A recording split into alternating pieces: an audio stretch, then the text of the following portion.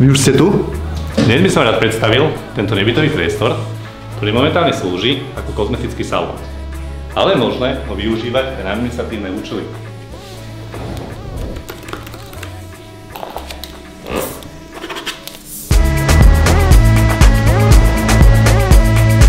Nebytový priestor sa nachádza na prízemí polifunkčného domu v Mojzesovej ulici v tesnej blízkosti centra mesta Pezinok.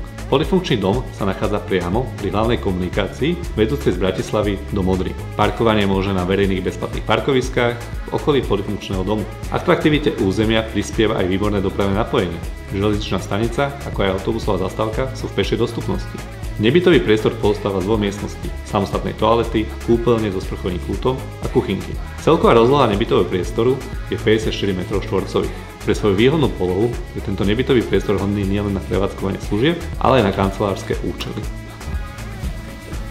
Tak čo, chceš podnikať vo vlastnom? Moje meno je Tomáš Gunček, neváhaj ma kontaktovať a dohodneme si o poriadku.